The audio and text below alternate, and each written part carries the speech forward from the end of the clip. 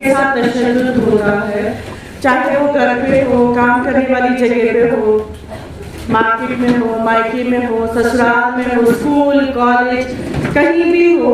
उस तशद्दुद के लिए सरकार ने वजूद में एक ऑफिस लाया है जिसका नाम है सखी वन स्टॉप सेंटर। इसका नाम इसलिए सखी वन स्टॉप सेंटर पड़ा है ताकि एक ही छत के नीचे उस औरत को जो किसी भी तशद्दुद की शिकार है उसको एक ही छत के नीचे अलग अलग सर्विसेज मिले, जैसे साइको सोशल काउंसलिंग है, पुलिस असिस्टेंस है, लीगल असिस्टेंस है, शेल्टर है, लीगल काउंसलिंग है।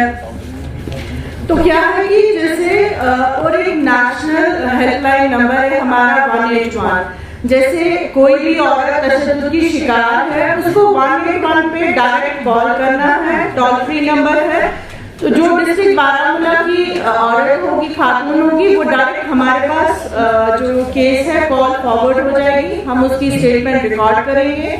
अगर हमें लगा कि इसको इमरजेंसी रिस्पॉन्स चाहिए कि मतलब इसको मारपीट हो रही है या घर में कमरे में बंद करके रखा है, तो हम लोग पुलिस के साथ मिलके वहां तक पहुंच के उनकी मदद करते हैं। और अगर उस केस में ऐसा है कि मतलब रात का वेट कर सकते हैं या 1-2 दिन वेट कर सकते हैं, तो अकॉर्डिंगली फिर हम उनको ऑफिस बुलाते हैं। जो अपोजिट पार्टी होती है उनको भी बुलाते हैं, दोनों की काउंसलिंग होती है। तो हम लोग फिर काउंसलिंग होने के बाद उनके बीच एक कॉम्प्रोमाइज डीड बनती है, ठीक है, कुछ कंडीशंस के ऊपर, तो फिर उनका घर वापस बच जाता है। अभी तक हमारे सेंटर में 550 केसेस रजिस्टर हुए हैं और वो सिर्फ मारपीट के केसेस नहीं थे, मारपीट के केसेस बहुत कम है, क्योंकि लोगों का मानना है कि डोमेस्टिक वायलेंस सिर्फ मारपीट है, ऐसा नहीं है। डोमेस्टिक वायलेंस में बहुत सारी चीजें आती हैं, मारपीट है, जहनी दबाव है, रेप है, या सेक्सुअल हरासमेंट है, ब्लैकमेलिंग है, इव टीजिंग है, या कोई आपको इंटरनेट पे टीजिंग कर रहा है, वो सारी चीजें डोमेस्टिक वायलेंस में आती। गर्ज ये है कि औरत के साथ कोई भी जुल्म हो रहा हो या जहनी दबाव हो या ऑफिस में उसके साथ कुछ ऐसा हो रहा है जो नहीं बोल पा रही है, उसको 181 पे कॉल करना है, हम उसकी मदद करने के लिए हाजिर हैं। एक तो हो गया कि चलिए आप कॉल नहीं कर सकते हैं, कुछ लोग क्या है कि घबरा जाते हैं कॉल करने से, या जो तशद्दुद की शिकार है उसके पास फोन नहीं है, वो कॉल कैसे करेगी। हमारा ऑफिस है बॉयज डिग्री कॉलेज के पास, चुंगी है, जो म्यूनिसिपैलिटी की चुंगी है, वहां पे हमारा ऑफिस है। आप ऑफिस भी विजिट कर सकते हैं। और ये भी जरूरी नहीं है कि एक फीमेल भी केस रजिस्टर करा सकती है, ऐसा नहीं है।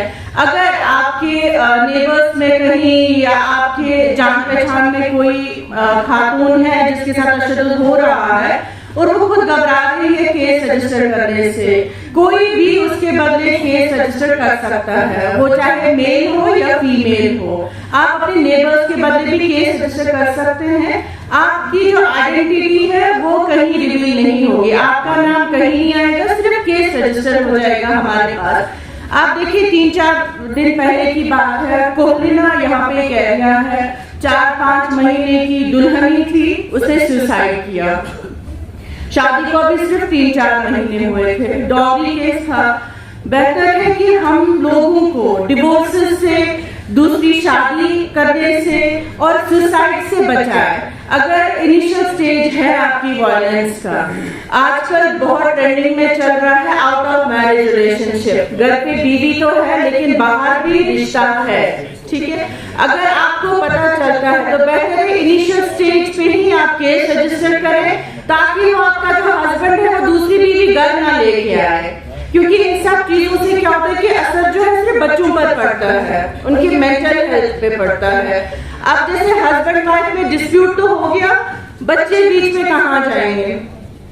खातून जो है उनके मायके आ जाती है 6-7 महीने के लिए, बच्चों को साथ लेके आती है, उनका स्कूल भी सफर हो गया, और जो शायद बाप के पास पलते, बाप के साए के अंदर पलते, वो भी उससे भी वो लोग महरूम हो जाते हैं। तो बेहतर है कि जो ही शुरुआत हो रही है, अगर आपको हल्का सा भी लगता है कि आपकी रिलेशन में दरारें पैदा होनी शुरू हो गई है, तो बेहतर है आप उसी टाइम पे केस रजिस्टर करें। ताकि आइंदा जो फ्यूचर में आपके साथ गलत ना हो। और हम बात करेंगे, क्योंकि यहाँ बच्चियां भी काफी बैठी हैं, ब्लैकमेलिंग की। ब्लैकमेलिंग के हमारे पास 20-30 केसेस रजिस्टर्ड हुए हैं। जैसे कुछ बच्चियों की फेक आईडीज बनी है, या पिक्चर्स आप शेयर करते हैं अपने दोस्तों के साथ, वो एडिट करने के बाद फिर वो जब एडिट करते हैं तो ब्लैकमेलिंग। और यहाँ पैसों की ब्लैकमेलिंग नहीं होती है। अभी तक जो हमारे पास केसेस आए उसमें पैसे कहीं डिमांड नहीं हुए थे, सिर्फ ये था कि मैं घर वालों को बेचूंगा तुम्हारी पिक्चर्स, तुम्हारी फेक आईडीज बनाऊंगा, फिर पिक्चर्स एडिट करके कुछ लोग करते भी हैं अपलोड पिक्चर्स, ठीक है। तो यहाँ जो बैठी बच्चियां हैं, इनसे मैं एक ही गुजारिश करूंगी, अपने दोस्तों के साथ अपने सोशल मीडिया अकाउंट्स के पासवर्ड शेयर मत करिए। और कुछ सॉफ्टवेयर है जहां आप अपने फोन का सारा डेटा एक OTP से अगले बंदे के साथ शेयर करते हैं। उससे क्या होता है कि आपके कॉन्टैक्ट लिस्ट में जितने लोग हैं, आपके घर वाले हैं, उन सबके नंबर ऑटोमेटिकली उस बंदे के पास जाते हैं। तो जब वो ब्लैकमेलिंग करता है, पहला उसका होता है कि मैं तुम्हारे बाप को पहले वीडियो सेंड करूंगा, ठीक है। तो इन सब चीजों का आप ध्यान रखें, इन सब चीजों से बचें। पासवर्ड शेयर मत करिए, OTP शेयर मत करिए, ताकि आपका फोन का जो डेटा है वो किसी और के पास ना जाए।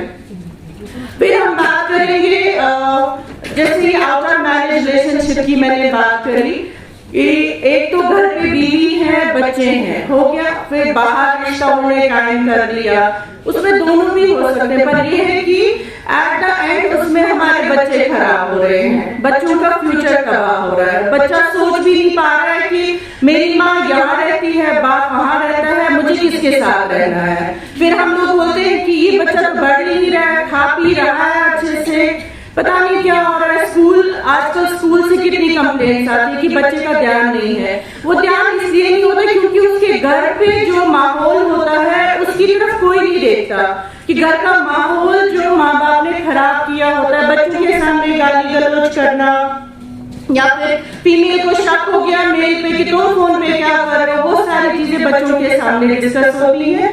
बेहतर है बच्चों के सामने ये सारी चीजें डिस्कस ना करें, ताकि उन पे गलत असर ना पड़े, ठीक है। शुक्रिया।